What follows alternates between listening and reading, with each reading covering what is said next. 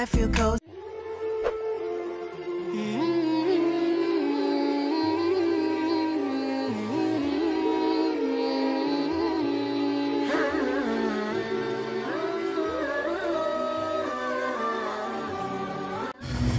Assalamualaikum warahmatullahi wabarakatuh. Bismillahirrahmanirrahim. Alhamdulillahirabbil alamin. Pemirsa,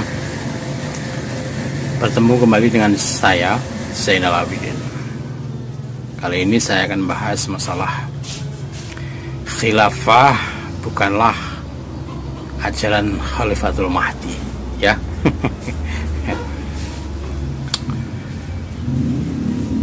Benar adanya bahwa khilafah seolah-olah mencerminkan bahwa ajaran yang dibawa khilafah ini merupakan ajaran dari Khalifatul Mahdi, ya. Banyak yang berpendapat seperti itu.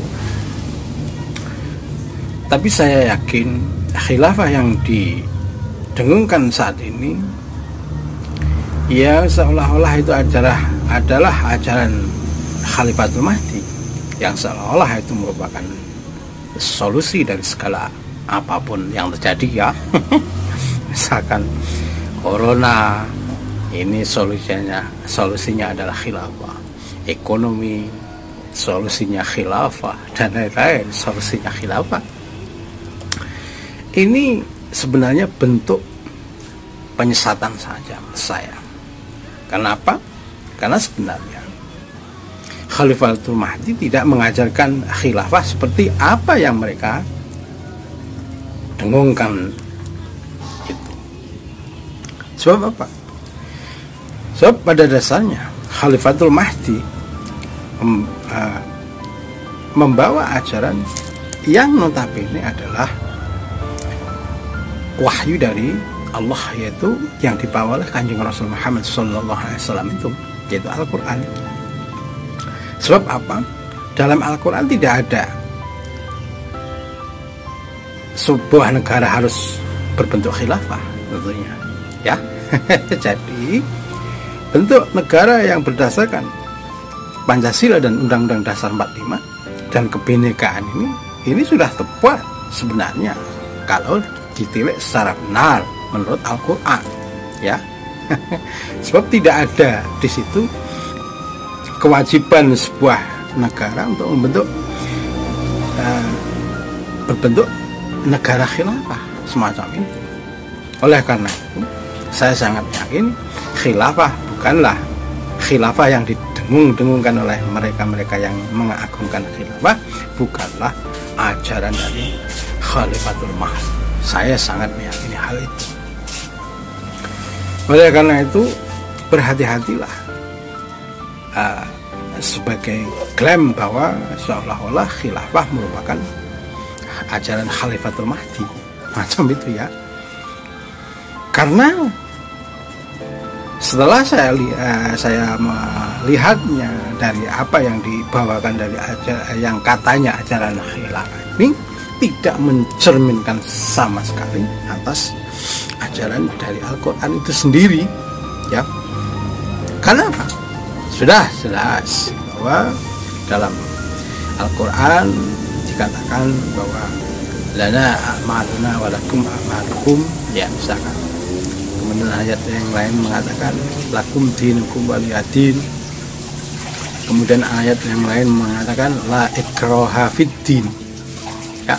Kemudian dipaksakannya untuk seluruh dunia, misalkan semuanya beragama Islam misalkan, atau hanya dengan satu pemikiran seperti yang digembar-gemburkan oleh mereka pengusung khilafah ini, jelas ini bertentangan dengan kategori apa yang diajarkan dalam Al-Quran itu, ya.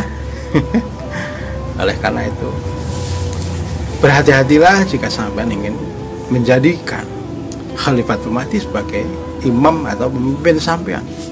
Karena apa? Karena belum tentu yang sampean anggap Khalifatul Mahdi itu benar Khalifatul Mahdi yang ditunjuk oleh Allah, ya. bukan dari keinginan syahwat sampean saja. Oleh karena itu saya sangat meyakini kriteria yang dibawa oleh Khalifatul Mahdi tidak sesuai dengan seperti apa yang mereka gembar-gemburkan selama ini.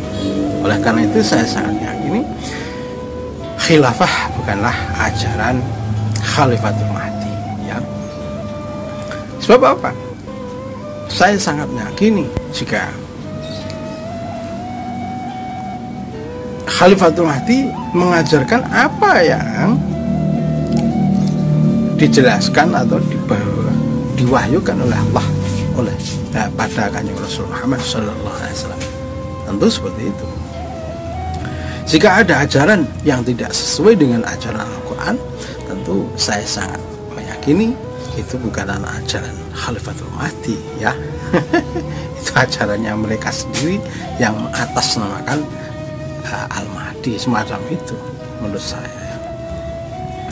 Oleh karena itu yang saya pahami saat ini, saya sangat meyakini, ya, saya sangat meyakini bahwa kemunculan Al-Mahdi, sang pinilih, sang kinasih, sang ratu adil, ya, dan lain-lain itu, saya sangat meyakini tidak akan merebut, ya, saya sangat meyakini hal itu tidak akan merebut suatu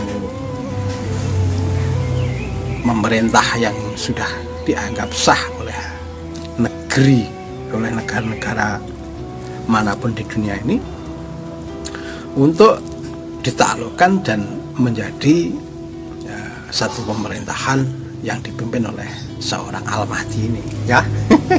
Saya sangat meyakini hal itu. Karena apa? Karena tujuan Al-Mahdi ini bukan menguasai, ya.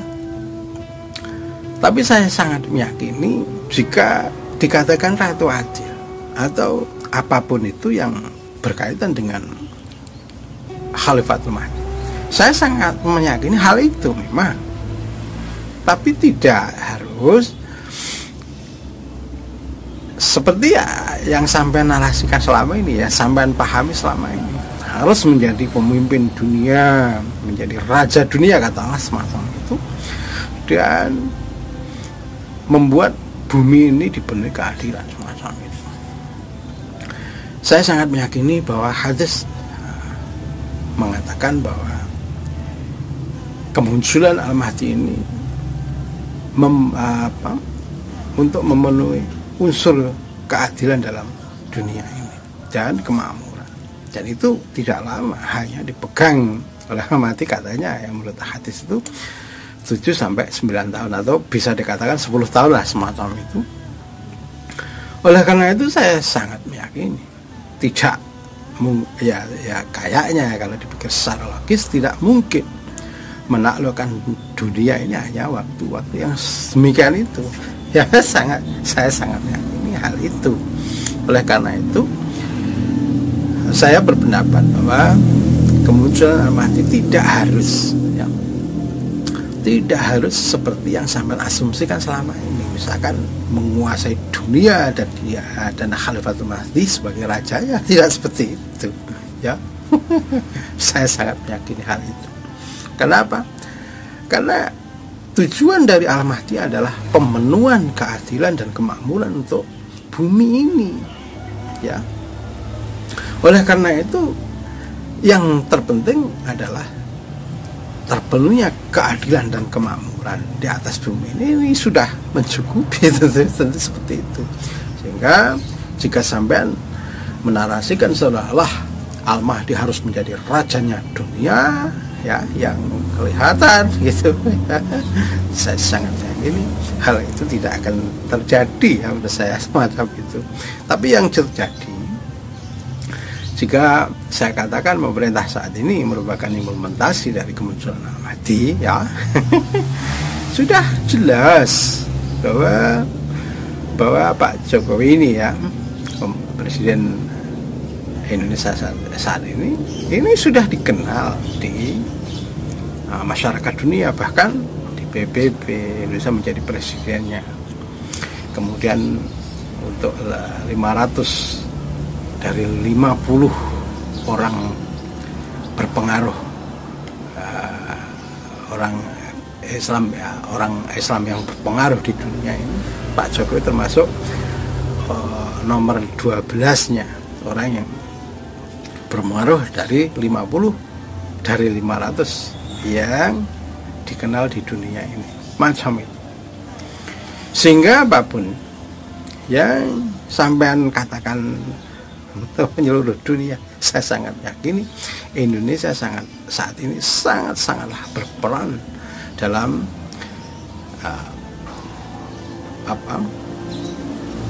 politik internasional semacam itu. Oleh karena itu ya, seperti waktu dulu ya, bahwa Indonesia tidak pernah dengar, misalkan ya sekarang saat ini misalkan China, Amerika tidak seminat terhadap Indonesia semacam toh ya, saat Freeport diambil alih, diakuisisi oleh pemerintah Indonesia saat itu, Amerika pun tidak berkutik toh. Ini bukti bahwa pemerintah saat ini merupakan implementasi dari kemunculan alamat ini sudah memenuhi seperti yang sampai anggap selama ini, yaitu menguasai bumi. Menguasai bumi tidak harus menaklukkan, ya toh. Tapi apa ide-ide dari pemerintah saat ini yang baik dan itu bisa diadopsi oleh semua negara tentunya, dan bisa mempengaruhi politik internasional, ini sudah saya rasa cukup. Kan seperti Pak Karno waktu dulu semacam itu toh. Jadi untuk kemunculan Ahmadi yang saat ini, saya sangat meyakini bahwa kemunculan tidak seperti yang sampai narasikan atau pahami selama ini, yaitu menjadikan dunia adalah di bawah kekuasaannya, yaitu menjadi ratu adilnya ya, semacam menjadi raja semacam itu. Saya sangat meyakini hal itu tidak terjadi semacam itu. Oleh karena itu, sebagaimana yang dilaksanakan dulu oleh Kanjeng Rasul Muhammad SAW, bahwa Al-Quran merupakan rahmat bagi seluruh alam, tentu Kanjeng Rasul tidak akan menaklukkan atau istilahnya memerangi suatu kerajaan untuk diambil kekuasaannya ya.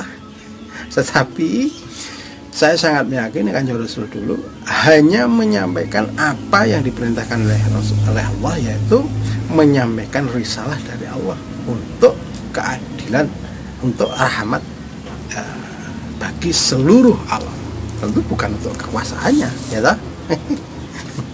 Oleh karena itu, jika saat ini ada yang mengatasnamakan khilafah sebagai ajaran Khalifatul Mahdi dan di situ mengupayakan mengambil alih kekuasaan, saya sangat yakin bukanlah dia orangnya, bukanlah itu ajaran Al-Mahdi yang sesungguhnya dipilih oleh Allah. Itu saya sangat yakini hanya keinginan pribadi atau kelompok yang ingin mengambil kekuasaan dengan topeng seolah-olah ini ajaran Al-Mahdi semacam itu gitu. Oleh karena itu, saya sangat meyakini bahwa kemunculan Al-Mahdi dan pemerintah saat ini sebagai implementasi dari munculnya Al-Mahdi, saya sangat meyakini ajaran-ajaran Al-Mahdi walaupun masih belum 100%, ini saya sangat meyakini sudah dijalankan ya, istilahnya saya sangat yakin on the right track macam itu ya. Oleh karena itu, sering saya katakan bahwa seandainya Al-Mahdi muncul tidak sesuai dengan apa yang sampean ekspektasi sampean, apakah sampean masih percaya? Ya. Oleh karena itu, ya berhati-hatilah dalam menilai apapun itu, ya harus sesuaikan dengan ajaran yang ada dalam Al-Quran. Sebab apa? Saya sangat yakin kalau sampean benar-benar menerapkan ajaran Al-Quran dalam diri perbuatan sampean, saya akan sangat yakin bahwa dunia akan menjadi tentram, ya. Seperti yang sampean harapkan semacam itu. Dan jika dunia tentram, tentu kemakmuran akan mudah didapat, semacam itu, gitu. Demikian. Assalamualaikum warahmatullahi wabarakatuh.